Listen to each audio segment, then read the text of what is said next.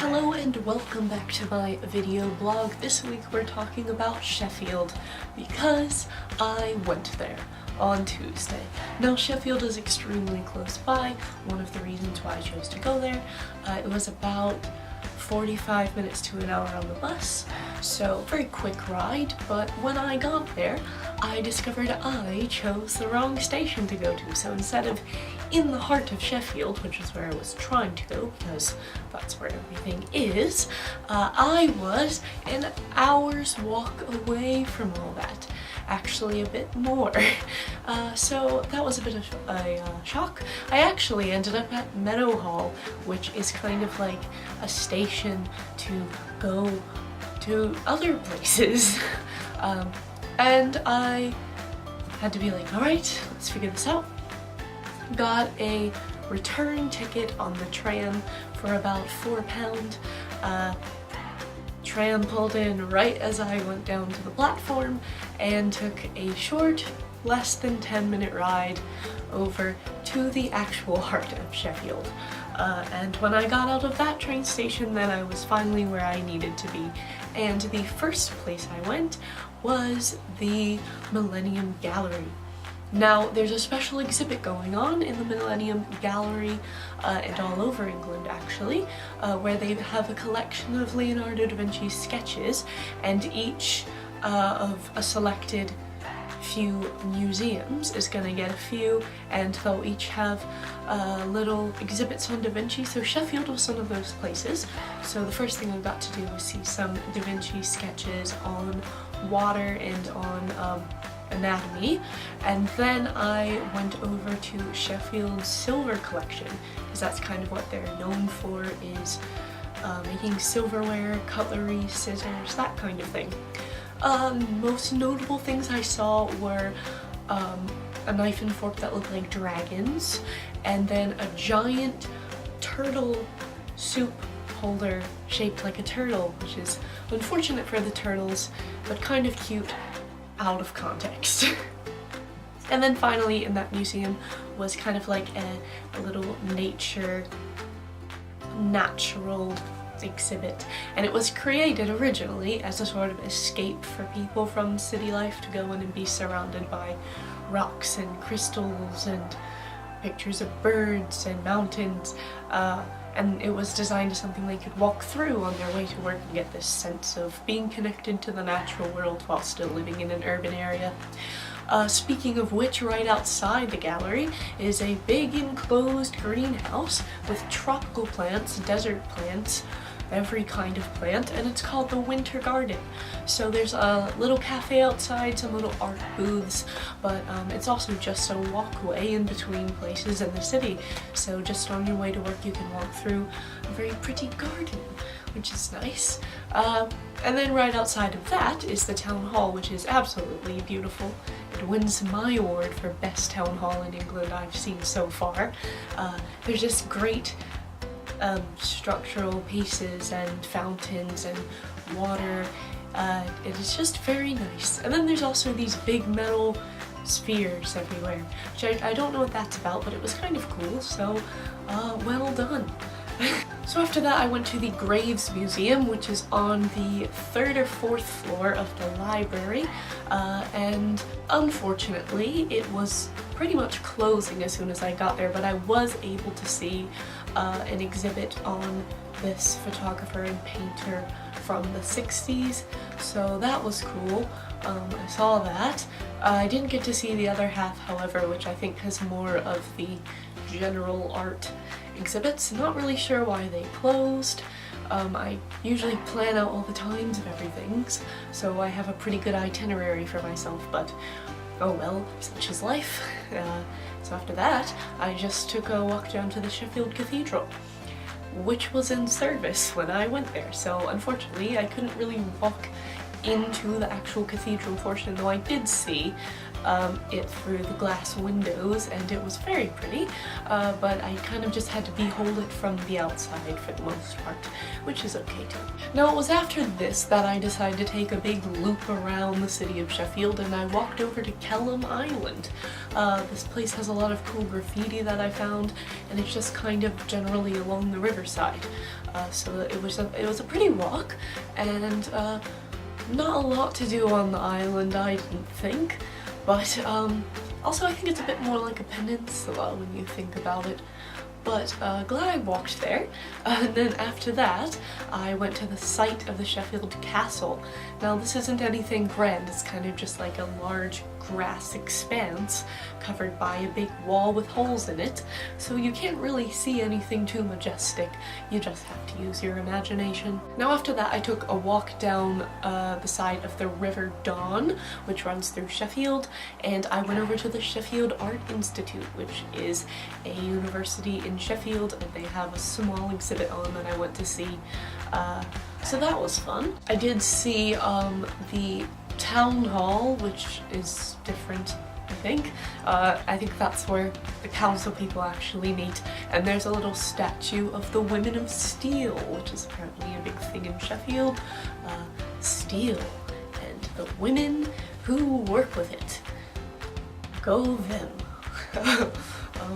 That aside, after that I went to the Site Media Gallery and saw some media art. There was one film going on where you walk into the room and it's pitch black and just loud, crashing, dissonant noises happening. And I actually was overwhelmed with this source of like innate fear, and I could not walk into that exhibit. I don't know why, but when I started to walk in and the darkness and the horrible noises overcame me, I just couldn't, and I had to leave. Not the whole building, I just waited until the film was over, and then I walked into it again when it was not scary. But it was a film about this person who was collecting pictures of museum exhibits from all over England and kind of making a big archive of them.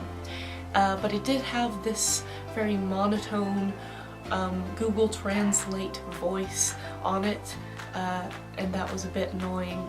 So I thought the concept was good, but it was a bit like overwhelming, but maybe that's what it was supposed to be, I don't know. But there were a couple other films there too. One involved puppets, and the other involved French people. So I saw that.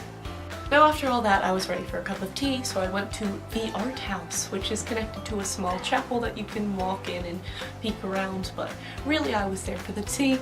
This was kind of like a community space, so it wasn't really an art gallery, it was more of a place for people from Sheffield to come in and kind of do art and work on things. They had like a pottery room, but I didn't want to mess with their flow or anything. So I just ordered a strawberry laces tea from their very exciting and comprehensive tea list, and had myself about 4 cups of tea, which is a lot for tea for one, so, but it was nice. It was a kind of cold-ish, windy day, so it was definitely appreciated to have a cup of tea. And I just read a little bit out of my book as per the usual and enjoyed my cup of tea before it was time to go back to the tram station. On my way back to the tram station, I got to hear some fun bagpipe music from outside the station. That was odd. And then I kind of just got back on the tram that took me from Meadowhall to Sheffield and ended it the other way around. So I ended up back at Meadowhall, which gave me about an hour to spare, and I was absolutely starving, so I got a Subway, and then I was like, oh, I don't want to just sit here for the rest of the hour, what should I do? And then I remembered seeing a few shops connected to the Meadowhall, so I was like, oh, I'll check that out.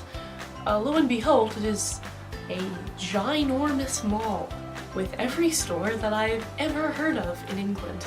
Now, I just did some window shopping and learned about Flintstones Lego and daydreamed over cute bunny pajamas at Cath Kidston, as one does.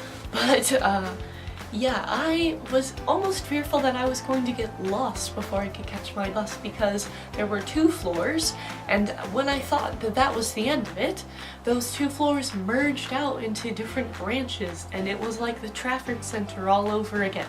And I was like, oh no, I will definitely get lost if I go down there, so I just turned around and I hopped on my megabus home, and I just enjoyed the very short ride and also enjoyed getting back when it was still daylight outside.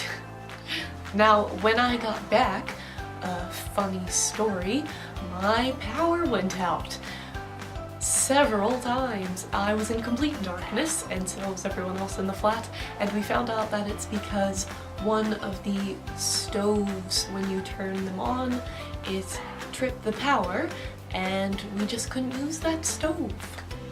So, to be continued.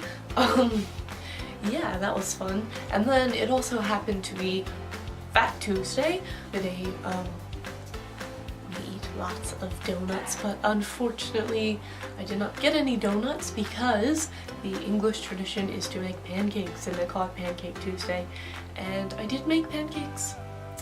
I made pancakes with Jacob, and we tried to do it the England way first, but apparently all of the non-stick on my pan is gone, so they didn't turn out 10 out of 10. They were fine to eat, they just looked a bit weird. So the solution to that was to get a baking tray and to just pour all of the pancake batter onto the said baking tray, put it over 2 stoves, and make one monster pancake. And believe it or not, that actually worked. Just goes to show you, just believe in your dreams. You can have a mega pancake. Oh, but that was that. Pancake Tuesday.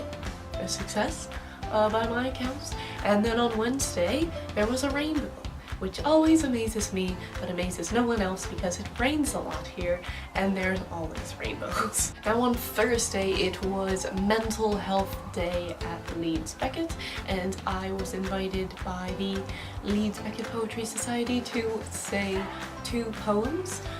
So the group of us went down to the library on city campus, and we listened to a little talk about mental health that was happening before our group was to go on. Then we kind of had this little room to ourselves for half an hour, and we all did some spoken word, and then you could have some snacks, and there were some booths to check out, and it was just a nice little event. And we actually had a pretty good turnout for what the event was, so that was nice. I did 2 poems. One was an older one called I Need to Cut My Hair, and the other one was a newer one about culture shock. So I thought that would be an interesting thing to slot in for mental health. You don't really hear a lot of the international voices about culture shock when it comes to mental health in universities, so just slide that one in there for you. And then on Friday, my first assignment was due, a collection of 4 poems and a 300-word self-reflection. And apparently, everything that you submit here has to be cited with academic sources, even my 300-word self-reflective essay. If you can call it an essay, it's 300 words, it's like 2 paragraphs, but needed references in there, so okay. But yeah, that was no problem to submit at all, got that all taken care of. And then I guess the final thing I did was make some really good roasted potatoes. Like, they were legendary roasted potatoes, I must say. I found a recipe on Pinterest as per the usual. It was like thyme, salt, onion, olive oil, garlic, your basic stuff. But yeah, just made the best roasted potatoes that I personally have ever made. And I would like to document that along with all of the more exciting travels that I have been doing here as well. With that aside, next week is going to be a pretty fun video as I'm going to Stratford-upon-Avon for the weekend, home of Shakespeare. So I have been looking forward to this trip for like a month now. I think it's going to be really, really good. I'm staying the night at a hostel, so that's fun. But I'll keep you very much posted on how that went. I'll include lots of pictures as usual, don't worry about that. And yeah, I guess I'll talk to you next week after that grand adventure. So have a good one, bye!